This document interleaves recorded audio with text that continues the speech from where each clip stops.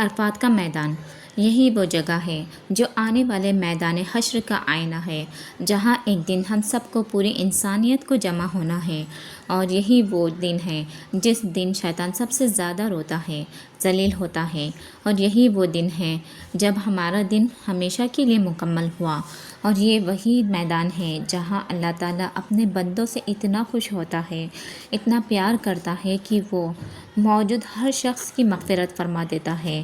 لیکن افسوس کی بات یہ ہے کہ آج بہت سے مسلم کو عرفات کے اس عظیم دن اور اس میدان کی اصل فضیلت معلوم نہیں ہے۔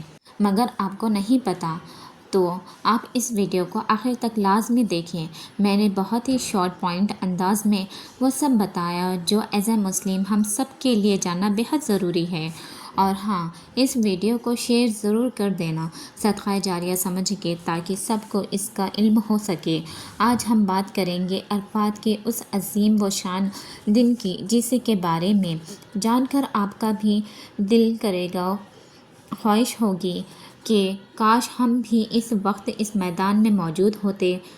تو سب سے پہلے تو ہمیں ایک بات سمجھنی ہے، وہ یہ ہے کہ عرفہ اور عرفات میں کیا فرق ہے۔ عرفہ ایک دن کا نام ہے، یعنی 9 ذی الحجہ مبارک دن، جبکہ عرفات اس مقدس جگہ، اس میدان کا نام ہے جہاں حاجی جمع ہوتے ہیں۔ یہ کوئی عام میدان نہیں ہے، یہ وہ مبارک زمین ہے جہاں ہمارے اور آپ کے سب سے پہلے والدین حضرت آدم علیہ السلام اور سیدہ حوا حضرت رضی اللہ تعالیٰ عنہا کے زمین پر ملاقات ہوئی تھی، جب وہ جنت سے زمین پر اتارے گئے اور سالوں تک ایک دوسرے کی تلاش میں تھے۔ تو اسی عرفات کے میدان میں جبل رحمت، یہی رحمت کے پہاڑ کے پاس وہ ایک دوسرے سے ملے تھے اور یہی ان کی توبہ قبول ہوئی تھی۔ سبحان اللہ، اسے رحمت کا پہاڑ بھی کہا جاتا ہے۔ ہمارے پیارے نبی حضرت محمد صلی اللہ علیہ وسلم نے فرمایا، الحج العرفہ، یعنی حج عرفات ہی کا نام ہے۔ اس کا مطلب یہ ہے کہ عرفات کے میدان میں حاضر ہونا حج کی تکمیل کے لیے سب سے ضروری حصہ ہے۔ اگر کوئی حاجی مکہ پہنچ جائے، طواف کر لے، لیکن 9 ذی الحجہ کو عرفات کے میدان میں نہ پہنچ سکے تو اس کا حج ادا نہیں ہوتا۔ یہی وہ دن ہے جب دنیا بھر سے آئے ہوئے تمام حاجی ایک ہی لباس میں، یعنی احرام میں، ایک ہی میدان میں جمع ہوتے ہیں۔ بادشاہ ہو یا فقیر، گورا ہو یا کالا، سب ایک برابر ہو جاتے ہیں۔ عرفات کے اس میدان سے تقریباً 22 کلومیٹر کے فاصلے پر مکہ مکرمہ واقع ہے۔ اس میدان عرفات میں ایک بہت عظیم و شان مسجد ہے جسے مسجد نمرہ کہا جاتا ہے۔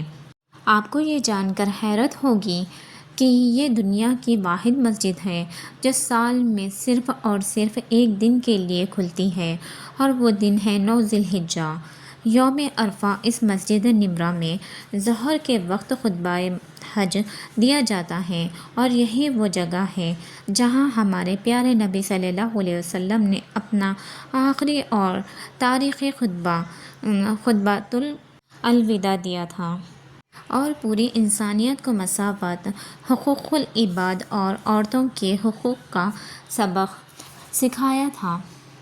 خطبے کے بعد حاجی اسی میدان میں ظہر اور عصر کی نمازیں ایک ساتھ، یعنی قصر کے ساتھ ادا کرتے ہیں۔ پھر شروع ہوتا ہے وقوف العرفات، یعنی حاجیوں کو اس میدان میں کھڑے ہو کر دعائیں مانگنا۔ ظہر سے لے کر سورج ڈوبنے تک لاکھوں لوگ رو رو کر، گڑ گڑا کر اپنے رب سے اپنے گناہوں کی معافی مانگتے ہیں۔ یہ وہ وقت ہوتا ہے جب اللہ کی رحمت اپنے عروج پر ہوتی ہے۔ حدیث پاک کا مفہوم ہے کہ اللہ تعالیٰ یوم عرفہ کی شام آسمان دنیا پہ فرشتوں کے سامنے اپنے بندوں پر فخر کرتا ہے اور فرماتے ہیں کہ اے فرشتوں، گواہ رہنا، دیکھو میرے یہ بندے دور دراز سے بکھرے بالوں اور گرد غبار میں مجھ سے میری رحمت مانگنے آئے ہیں۔ میں تم سب کو گواہ بناتا ہوں کہ میں نے ان سب کو بخش دیا، ان سب کی مغفرت کر دی۔ سبحان اللہ، سوچے کتنا پیار آتا ہوگا اللہ کو اپنے بندوں پر۔ جو اپنا سب کچھ چھوڑ کر دنیاوی لباس اتار کر صرف 2 چادروں میں لپٹے ہوئے اس کی بارگاہ میں کھڑے ہوتے ہیں۔ یہ دن اسلام کی تاریخ کا وہ عظیم دن ہے جب دین اسلام مکمل ہوا۔ قرآن کریم کی سورہ مائدہ میں اللہ فرماتے ہیں کہ آج میں نے تمہارے لیے تمہارے دین کو مکمل کر دیا، تم پر اپنی نعمت پوری کر دیا اور تمہارے لیے اسلام کو بطور دین پسند کیا۔ اور جانتے ہیں کہ اس دن سب سے زیادہ ذلیل، رسوا اور پریشان کون ہوتا ہے؟ شیطان۔ جی ہاں، شیطان عرفات کے دن کتنا روتا ہے اور اپنے اوپر خاک ڈالتا ہے، مٹی ڈالتا ہے، نہ اتنا کسی اور دن نہیں ڈالتا، کیونکہ وہ دیکھتا ہے کہ اس نے سالوں لگا کر انسانوں سے گناہ کروائے اور اللہ تعالیٰ نے فرمایا کہ ایک ہی دن میں اپنے بندوں پر اتنی بے شمار رحمتیں نازل کی، ان کے سارے گناہ دھو ڈالے اور انہیں جہنم سے آزاد کر دیا۔ مغرب کا وقت ہوتے ہی حاجی سورج ڈوبنے کے بعد مغرب کی نماز پڑھے بغیر وہاں سے مزدلفہ کی طرف روانہ ہو جاتے ہیں۔ پھر مزدلفہ پہنچ کر وہ مغرب اور عشاء کی نماز ایک ساتھ ادا کرتے ہیں اور وہیں کھلے آسمان کے نیچے رات گزارتے ہیں۔ اب سوال یہ پیدا ہوتا ہے کہ ہم اور آپ جو اس وقت عرفات کے میدان میں موجود نہیں ہیں، کیا ہم کیا کریں؟ کیا ہم اس دن کی برکت سے محروم رہیں گے؟ تو نہیں، بالکل نہیں۔ اللہ کے نبی نے فرمایا، سب سے پہلا کام ہے عرفہ کا دن کا روزہ۔ آپ صلی اللہ علیہ وسلم نے فرمایا کہ جو شخص عرفات کے دن یعنی 9 ذی الحجہ کا روزہ رکھتا ہے، مجھے اللہ سے امید ہے کہ اس کے پچھلے 1 سال اور آنے والے 1 سال کی یعنی پورے 2 سال کے چھوٹے گناہ معاف کر دیے جاتے ہیں۔ دوسرا کام ہے کہ تکبیر تشریق پڑھنا۔ اس دن کثرت سے یہ پڑھیں، اللہ اکبر، اللہ اکبر، لا الہ الا اللہ، واللہ اکبر وللہ الحمد۔ تیسرا اور سب سے اہم کام ہے دعا مانگنا۔ آپ صلی اللہ علیہ وسلم نے فرمایا کہ عرفات کے دن سب سے افضل دعا ہے اور میں نے اور مجھ سے پہلے تمام نبیوں نے جو سب سے بہتر کلمہ کہا وہ یہ ہے، لا الہ الا اللہ وحدہ لا شریک لہ، لہ الملک ولہ الحمد وہو علی کل شیء قدیر۔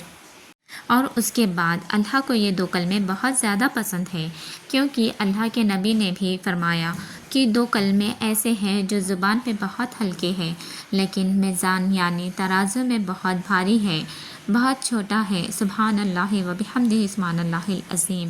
یہ سیکنڈ اور تیسرا کلمہ بھی آپ پڑھیں کیونکہ اس میں آپ اللہ کی بڑائی اور مکمل بیان کرتے ہیں، تو یہ بھی بہت زیادہ پسند ہے، سبحان اللہ۔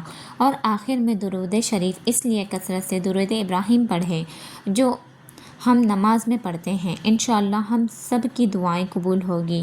اور آپ صلی اللہ علیہ وسلم نے فرمایا، عرفات کے دن سے بڑھ کر کوئی دن ایسا نہیں ہے جس میں اللہ تعالیٰ اتنے زیادہ لوگوں کو جہنم سے آزاد کرتے ہیں، سبحان اللہ۔ تو سوچیں، ایک دن ایسا آتا ہے جب زمین پر لاکھوں لوگ ایک میدان میں جمع ہو کر صرف اللہ کو پکارتے ہیں، اور یہی وہ منظر ہمیں آخرت یاد دلاتا ہے۔ آج اگر ہم دنیا میں ہیں، کل ہمیں بھی اللہ کے سامنے کھڑا ہونا ہے۔ اللہ تعالی ہم سب کو مکہ مکرمہ، عرفات اور حج کی سعادت نصیب عطا فرمائے۔ کمنٹس میں آمین ضرور لکھیں، ویڈیو کو زیادہ سے زیادہ شیئر کریں، سبسکرائب کرنا مت بھولیں۔ کل ایک اور اہم اور اسلامک ویڈیو کے ساتھ ملتے ہیں۔ السلام علیکم۔